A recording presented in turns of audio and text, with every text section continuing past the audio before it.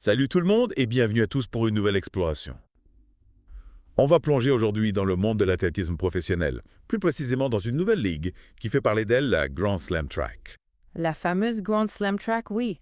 Des investissements énormes, des ambitions qui donnent le tournis, mais est-ce que cette ligue va vraiment révolutionner le sport? On va essayer de décortiquer tout ça ensemble et on va se pencher sur les critiques de Noah Lyles et Harry Benjamin.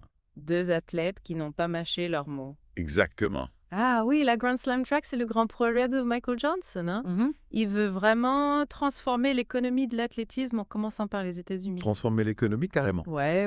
Rien que ça.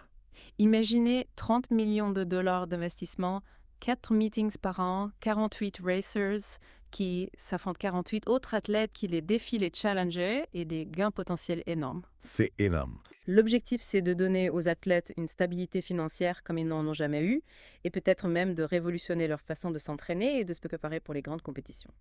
Alors là, on parle de salaires comparables à ceux de la NBA ou la NFL. Carrément. Waouh! Une vraie révolution pour l'athlétisme, quoi. Ouais. Mais Lise et Benjamin, eux, ils sont pas convaincus du tout. Pas vraiment, non. Ils ont exprimé de grosses réserves dans leur podcast Beyond the Records. Oui, Et c'est ce qu'on va décortiquer ensemble. c'est ça. Le plus intéressant, je trouve, c'est que leur critique, elle dépasse la Grand Slam Track elle-même, en fait. Ah ouais? Oui, ils s'interrogent sur le modèle économique du sport en général, sur l'avenir de l'athlétisme. Eh. Lise, par exemple, il doute de la viabilité financière à long terme de la Ligue. 30 millions, c'est un bon début, mais après, assurance. Voilà. Ils se posent la question, où est-ce qu'ils vont trouver l'argent? C'est clair. Il n'y a pas encore de contrat télé, donc pas de revenus garantis. Pas de contrat télé. C'est risqué quand même. Benjamin, lui, il s'attaque au calendrier de la Ligue. Il dit que c'est infernal. Ouais, trop de compétition en début de saison. Il a peur que ça conduise à des blessures et que ça compromette la préparation pour les championnats importants. Ouais, imagine, t'es un athlète au top de ta forme. Tu vises l'or olympique et tu te blesses à cause d'un calendrier surchargé. C'est ça. C'est un vrai dilemme. Un vrai dilemme. Yeah. Oui, est-ce que tu privilégies les gains immédiats ou la performance sur le long terme? Exactement. C'est une question que chaque athlète va devoir se poser. Grave. Et puis, il y a cette déclaration choc de Benjamin. Il a dit que les champions olympiques devraient toucher au minimum 5 millions de dollars. 5 millions d'euros. Au moins. Wow, ça c'est une banque carrée. Ouais. Mais bon, quand on voit les milliards que génèrent les Jeux olympiques, Ouais, c'est là que le bas blesse. c'est clair. Droit télé, sponsoring, merchandising. Les jeux, c'est une machine à fric pour le CIO. Mais les athlètes, ils récupèrent des miettes. C'est vrai. Ils dépendent des fédérations nationales, de quelques sponsors et des primes de course qui sont souvent ridicules, sauf pour les médaillés. Plus de 50% des athlètes du top du mondial gagnent moins de 15 000 $ par an pour rien avec leur sport. C'est incroyable. Mais comment ils font pour vivre l'espoir? On a parlé des primes, mais il y a aussi les cachets de participation, non? Oui, bien sûr, ça varie beaucoup en fonction de la notoriété de l'athlète et de l'importance de l'événement. Ouais, c'est logique. Il ne faut pas oublier les bonus pour les records battus. Ah oui, ça peut être très lucratif. Ça peut, mais c'est aléatoire. C'est clair. Et bien sûr, il y a les contrats de sponsoring. Essentiel pour les athlètes de haut niveau. Ouais, mais pour en avoir, il faut être médiatisé. Ce qui n'est pas le cas de tout le monde. Exactement. Heureusement, il y a des initiatives qui essaient de faire bouger les choses. World Athletics a commencé à donner des primes aux championnats du monde. Oui. La Diamond League, elle a augmenté ses dotations et propose des paiements fixes à plus d'athlètes. Oui. Est-ce que c'est suffisant pour attirer les meilleurs et les garder qui? C'est la question. C'est la question, ouais. Mm. Et puis, il y a cette idée radicale de Lyles. Séparer complètement l'athlétisme amateur du professionnel, deux mondes distincts avec des règles différentes, des enjeux différents. Ouais, ça ferait quoi concrètement? Il faudrait tout repenser. Carrément. Comment est-ce qu'on gère les qualifications olympiques? Ouais. Quel impact sur les fédérations nationales?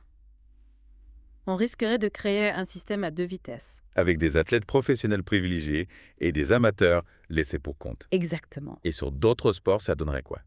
Imagine si on appliquait ça au foot, au tennis, au basket. Ce serait une révolution. Yeah. Mais est-ce que ce serait une bonne chose? C'est difficile à dire. Il y a des arguments pour, il y a des arguments contre. La professionnalisation complète permettrait aux athlètes de vivre de leur sport, de se concentrer à fond sur leur performance. Ouais, mais on risquerait de perdre l'esprit olympique. Les valeurs d'amateurisme de fair play. C'est vrai. Revenons à la Grand Slam Track. Ouais.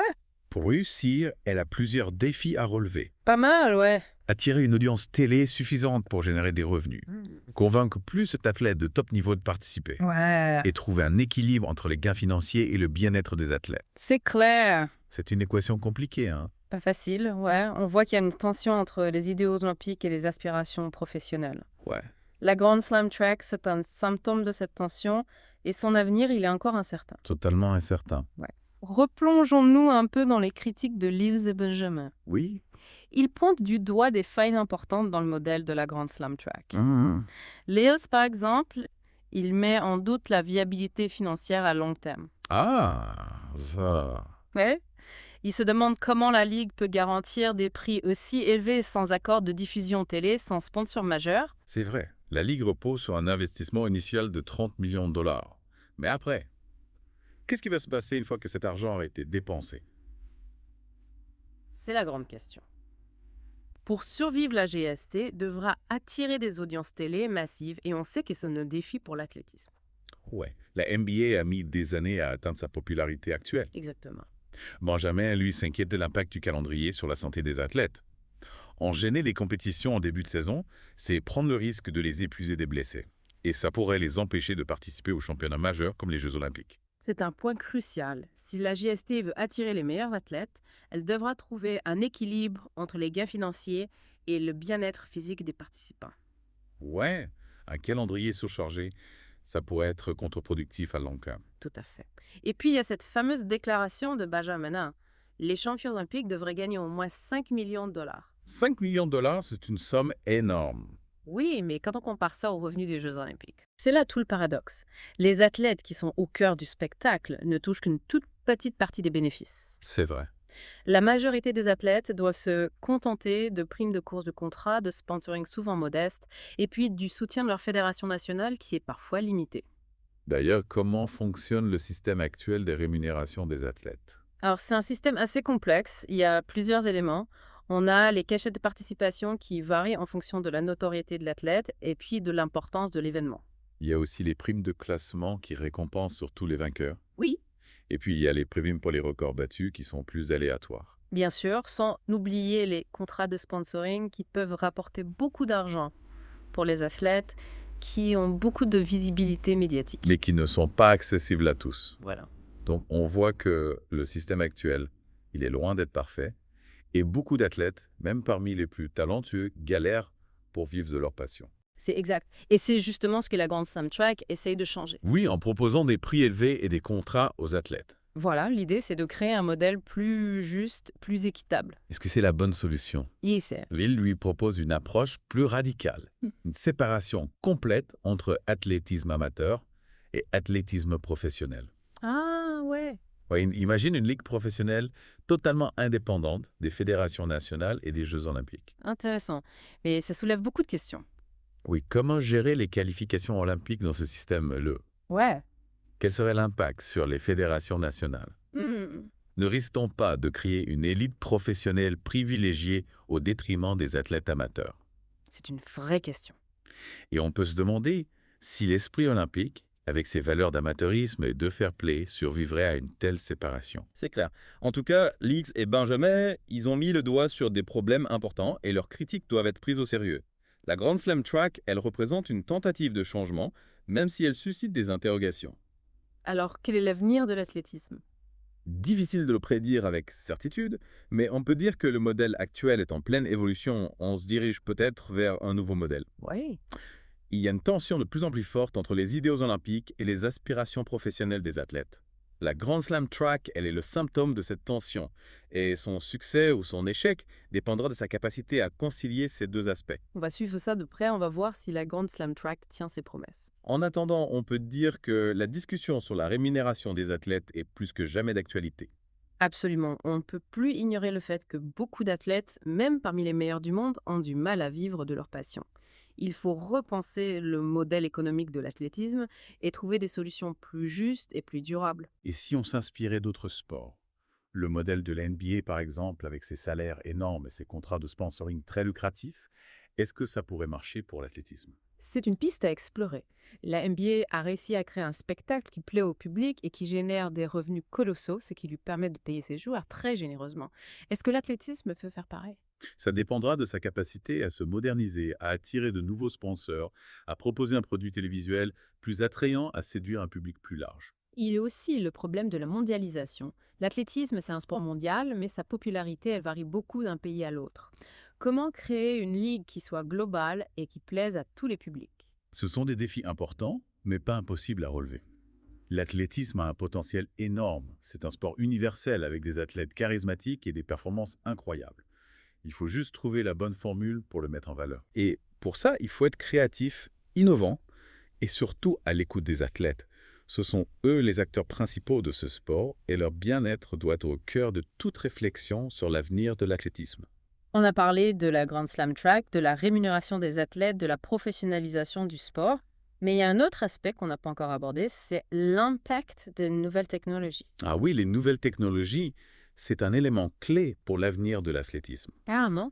Elles transforment tout de l'entraînement à la diffusion des compétitions. On a les capteurs qui mesurent les performances avec une précision incroyable, les applis qui connectent les athlètes et les fans. Et bien sûr, les réseaux sociaux, Ah oui, les réseaux sociaux. qui donnent une visibilité énorme aux athlètes. Oui, ils peuvent se construire une image, développer leur propre marque. Avant, les athlètes dépendaient des médias traditionnels pour se faire connaître. Exactement. Maintenant, ils peuvent parler directement à leurs fans, partager leur quotidien, leurs entraînements, leurs émotions. Ils deviennent des influenceurs, quoi. C'est ça. Ça change complètement la donne. Ouais. Ils peuvent négocier des contrats de sponsoring, lancer leurs produits, créer leur propre contenu. C'est une opportunité incroyable pour eux. Ouais, mais ça implique aussi des responsabilités. Gérer son image, sa communication, sa présence en ligne. C'est pas évident tous les jours. Non. Il faut trouver un équilibre. L'important, c'est de ne pas oublier l'essentiel. La performance sportive. Les nouvelles technologies, c'est un outil puissant, mais elles ne doivent pas devenir une fin en soi. On voit apparaître des courses virtuelles, des challenges en ligne, des contenus interactifs. Ouais. Tout ça, ça dynamise l'athlétisme et ça le rend plus accessible au grand public. Carrément. Et puis, ça ouvre de nouvelles sources de revenus pour les athlètes. Oui. C'est un cercle vertueux. On a beaucoup parlé argent, mais n'oublions pas que l'athlétisme, c'est avant tout une histoire de performance, de dépassement de soi, d'émotion. Bien sûr. Et c'est peut-être là que la Grand Slam Track peut vraiment faire la différence. En offrant des conditions optimales aux athlètes. Ouais. En leur permettant de se concentrer sur l'entraînement et la compétition. Elle pourrait contribuer à élever le niveau général. Imaginez des meetings d'athlétisme de classe mondiale avec les meilleurs athlètes du monde qui se battent pour des primes records dans des stades pleins à craquer. Ça serait génial. Ouais. Et ça pourrait inspirer les jeunes, leur donner envie de faire de l'athlétisme, de viser l'excellence. C'est ça, l'enjeu. C'est aussi de créer des modèles, des exemples de réussite qui montrent aux jeunes qu'on peut vivre de sa passion et atteindre le sommet. Et pour ça, il faut que l'athlétisme soit mieux médiatisé, plus accessible au grand public. On a parlé des nouvelles technologies, mais il faut aussi que les médias traditionnels s'intéressent à ce sport et lui donnent la place qu'il mérite. Des reportages, des documentaires, des émissions sur l'athlétisme, ça permettrait de faire découvrir ce sport au grand public, de montrer ses valeurs, ses émotions, ses coulisses. Et ça attirerait de nouveaux sponsors, ça générerait des revenus, ça créerait un cercle vertueux. On l'a vu avec le foot, le tennis, le basket, quand un sport est bien médiatisé, ça attire les sponsors, les fans, les talents. L'athlétisme a tout pour devenir un sport majeur, un spectacle planétaire. Faut juste savoir s'y prendre. Alors l'avenir de l'athlétisme au Quar, on a vu qu'il est à la croisée des chemins entre tradition et modernité, entre amateurisme et professionnalisme, entre performance et spectacle. C'est un sport en pleine mutation et son avenir dépendra des choix qui seront faits dans les prochaines années.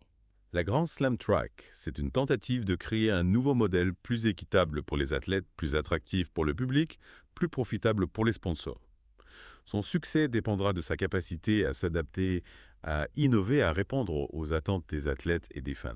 Une chose est sûre, l'athlétisme a un potentiel énorme et on a hâte de voir comment il va évoluer dans les années à venir. En attendant, on vous invite à réfléchir à toutes ces questions. Quel avenir pour l'athlétisme? Tahira du Alitiway, comment concilier les idéaux olympiques et les aspirations professionnelles des athlètes? Quel rôle pour une nouvelle technologie? N'hésitez pas à partager vos réflexions, vos commentaires. On se retrouve très vite pour une nouvelle plongée dans un sujet passionnant.